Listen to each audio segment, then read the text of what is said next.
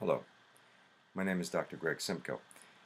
Now, here's a problem with thyroid gland and how problems are diagnosed. Now, you could be taking thyroid medication and for some reason you're not doing much better. Now, why is that? Well, the thyroid gland is actually both very simple and complicated to understand.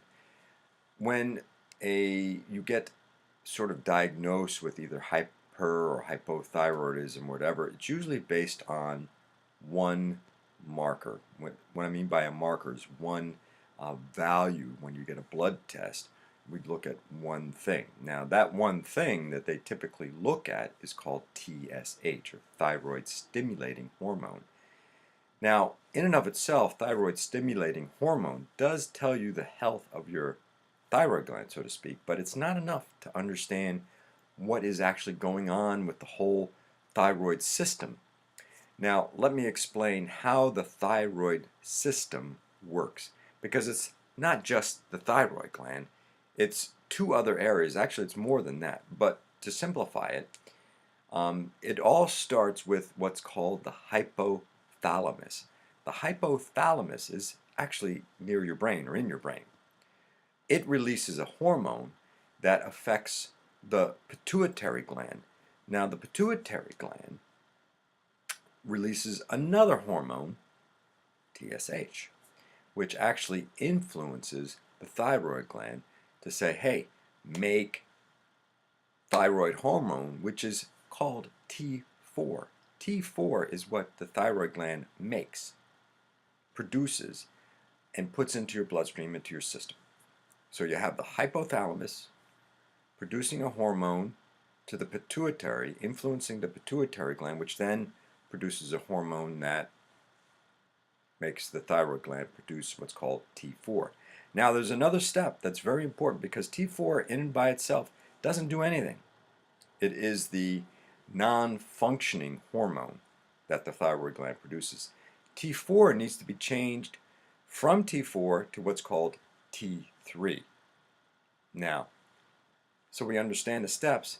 It's the hypothalamus, the pituitary gland, the thyroid gland, T4, then T3. Now, T3 is what does all the things, makes your heart work well, makes your reproductive system work well, makes your brain work well, protein synthesis, so you keep your hair, prevents you from sweating too much, preventing your muscles from not working well, preventing you from being able to lose weight, all that type of stuff. That's what T3 is for.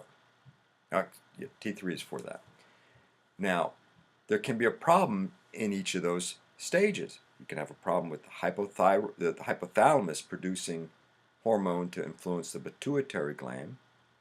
You can have problems with the pituitary gland producing hormones to affect the thyroid gland. Then you can have problems with the thyroid gland producing enough T4, and then you can have problems with T4 being changed to T3. Each one of those stages requires a different type of marker or whatever blood test to figure out if that's what's wrong. Interesting. So, typically you see, or generally you'll see, three different types of problems. The first type of problem you see is what's called Hashimoto's. Now, if you have Hashimoto's, that means that you actually have an autoimmune problem which is attacking your thyroid gland or other pieces of it.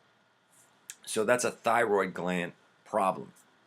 You can also have what's called pituitary stress or pituitary insufficiency, which is actually a pituitary problem, and that's related to excessive stress or what have you. You can also have a problem with changing the T4 to T3. Is that not interesting? And that's binding globulin elevation. Three things.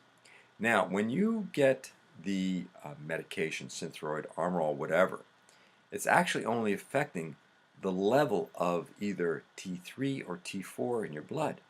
It's not fixing the problem. That could be why you still have the symptoms.